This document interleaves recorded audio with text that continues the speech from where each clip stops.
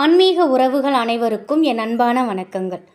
சிவபெருமானுக்கு சோமன் அப்படிங்கிற ஒரு பேரும் இருக்குது. இதற்கு முக்கியமான காரணம் தன்னுடைய ஜடா முடியில் சந்திரனை அவர் சூடியிருக்கிறதுனால தான். சந்திர பகவானால் ஏற்படக்கூடிய அனைத்து விதமான தோஷங்களுக்கும் தாக்கத்திற்கும் சிவபெருமானை நம்ம வழிபாடு செய்யலாம். அதனால தான் திங்கட்கிழமையில் சிவபெருமானை வழிபாடு செய்வது அதிக அளவில் நமக்கு பலனை கொடுக்கும் அப்படின்னு சொல்லப்படுது. நம்முடைய வாழ்க்கையில் தீர்க்க முடியாத பிரச்சனைகளுக்கு முடிவெடுக்க முடியாமல் நம்ம கஷ்டப்படும் நிலையில் சோமவாரத்தில் வரக்கூடிய பிரதோஷ நாளை நம்ம இந்த முறையில் நம்ம பயன்படுத்த நம்முடைய பிரச்சனைகள் தீர்வதோடு நமக்கு யோகமும் அதிர்ஷ்டமும் வந்து சேரும், நம்முடைய கடனும் கர்மாவும் தீரும். அந்த வழிமுறையை பின்பற்றி இப்போ நம்ம இந்த பதிவில் பார்க்கக்கூடிய ஒரு எளிமையான ஒரு வழிபாடு அனைவருக்குமே பயனுள்ளது அப்படின்னே சொல்லலாம். ஒருவருக்கு யோகமும் அதிர்ஷ்டமும் ஏற்படணும் அப்படின்னா அவங்க செய்யக்கூடிய செயல்களை சிறப்பாக செய்யணும். செய்யக்கூடிய செயல்களை சிறப்பாக செய்யணும்னா அவருடைய மனநிலை சரியாக இருக்கணும். அந்த மனநிலை சரியாக இருக்கிறதுக்கு உதவக்கூடியவராக இருப்பவர் தான் சந்திர பகவான். சந்திர பகவானை தன்னிடமே வச்சுட்டு அருள்பாலிக்கக்கூடியவர் தான் சோமேஸ்வரர். இப்படிப்பட்ட சிவபெருமானுக்குரிய பிரதோஷம் சோமவாரத்தோடு சேர்ந்து வரும்பொழுது அது கூடுதல் சிறப்பு. நாளைய தினம் ஜூன் மாதம் 23ஆம் தேதி ஆனி 9ஆம் தேதி சோமவாரத்துடன் பிரதோஷ நாள் வருகிறது. அந்த நாளில் சிவபெருமானின் அருளை பெறுவதற்கு தீர்க்கமான முடிவை எடுப்பதற்கும் யோகமும் அதிர்ஷ்டமும் நம்மை தேடி வருவதற்கும் இந்த 2 பொருட்களை சிவபெருமானுக்காக நம்ம வாங்கி கொடுத்தாலே போதும். நாளைய தினம் மாத சிவராத்திரியும் சேர்ந்து வருவது கூடுதல் சிறப்பு. இந்த 2 பொருட்களில் ஏதாவது ஒரு பொருளாவது நீங்கள் நாளைய தினம் முழு மனதோட சிவபெருமானுக்கு வாங்கி கொடுங்க. அதனால் அவரோட அருளால் அனைத்தும் உங்களுக்கு நன்மைகளை கொடுக்கும். இந்த பொருட்களை பிரதோஷ பூஜை ஆரம்பிக்கிறதுக்கு முன்பாக வாங்கி கொடுக்க முயற்சி பண்ணுங்கள். காலையில் கூட இந்த பொருட்களை நீங்கள் வாங்கி கொடுக்கலாம். ரொம்பவும் முக்கியமான ஒரு பொருள் விபூதி. ஒரு 1 கிலோ அல்லது ஒரு 2 கிலோவாவது உங்களுடைய வசதிக்கேற்ப சுத்தமான விபூதியை வாங்கி சிவபெருமான் கோவிலுக்கு நீங்கள் அபிஷேகம் செய்வதற்காக கொடுக்கலாம்.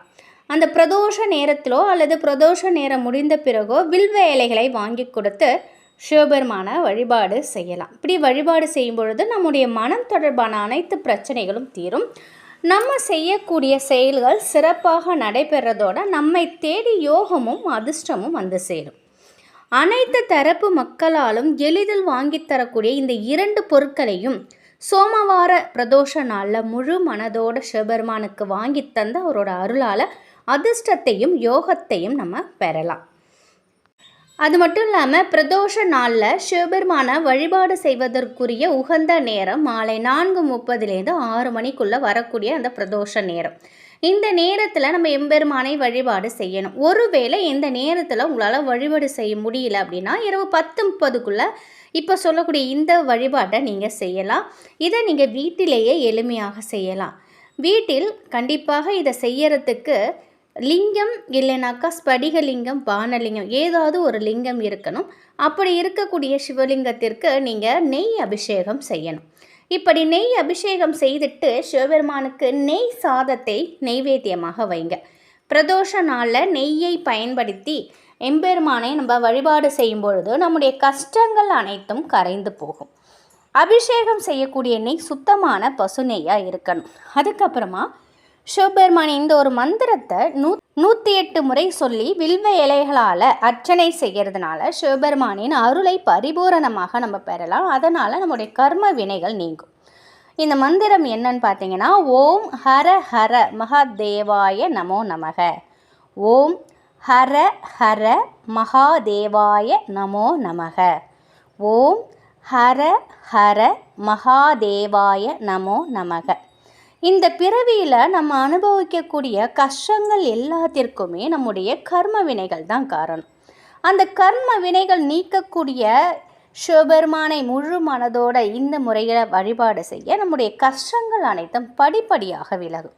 ஒருவேளை இப்போ நான் சொன்ன மாதிரி உங்ககிட்ட லிங்கமோ அல்லது ஸ்படிகலிங்கம், பானலிங்கம் இப்படி எதுவுமே இல்லைனாலும் நீங்கள் என்ன பண்ணுங்கள், கோவிலுக்கு கொஞ்சமாக உங்களால் முடிந்த அளவுக்கு நெய் ஒரு உங்களால் முடிந்தால் ஒரு 100 கிராமோ அல்லது ஒரு 50 கிராமோ இல்லை ஒரு 10 ரூபா பாக்கெட்டோ நாளைய தினம் பிரதோஷ நேரத்தில் சிவபெருமான் கோவிலுக்கு நீங்கள் அந்த விபூதி வாங்கி கொடுக்குறீங்க பார்த்தீங்களா, அதோடு சேர்த்து ஒரு நெய் பாக்கெட் கூட நீங்கள் வாங்கி கொடுக்கலாம். அதுவும் நமக்கு நன்மை பயக்கும். மனதார எம்பெருமான் கோவிலில் அந்த பிரதோஷ வேலையில் போய் கலந்துக்கோங்க. உங்களால் முடிந்த பொருட்களை நீங்கள் அபிஷேகத்துக்கு வாங்கி கொடுங்க. அப்படி இல்லைன்னா கட்டாயம் இந்த விபூதியும் வில்வ இலை நெய் இதை வாங்கி கொடுங்க. இல்லைன்னா இதில் ஏதாவது ஒரு பொருளாவது முழு மனதோடு வாங்கி கொடுங்க. வாங்கி கொடுத்து நீங்கள் மனதார அந்த பிரதோஷ வேலையில் நந்தியம் பெருமானோட கொம்பு வழியாக அம்மாவையும் அதாவது எம்பெருமானையும் பார்வதி தாயாரையும் கொம்பு வழியாக நீங்கள் அவங்கள பார்த்து தரிசனம் செய்யுங்க. மனதார வேண்டிக்கோங்க, முழு மனதோடு வேண்டிக்கோங்க. ஒரு 5 நிமிடம் அங்கே கோவிலில் உட்காந்து ஓம் நம சிவாய சொல்லுங்கள். இல்லை இப்போ நான் சொன்ன மந்திரத்தை கூட நீங்கள் சொல்லுங்கள். மனதார வணங்கிட்டு உங்களுக்கு இருக்கக்கூடிய அனைத்து கஷ்டமும் தீரணும் அப்படின்னு வேண்டிக்கோங்க. தோஷங்கள் அனைத்தும் நீக்கக்கூடிய இந்த பிரதோஷத்தில் நம்ம வேண்டிக்கும் பொழுது நமக்கு அனைத்து நன்மைகளையும் வாரி வழங்குவார் சிவபெருமான். மகாலட்சுமி தாயாருக்கும் குபேரருக்கும் செல்வத்தை வாரி வழங்கிய நம் எம்பெருமான் நமக்கும் நிச்சயமாக அதிர்ஷ்டத்தையும் யோகத்தையும் கொடுப்பார் அப்படிங்கிற நம்பிக்கையோடு நாளைய தினம் நீங்கள் செய்யுங்க.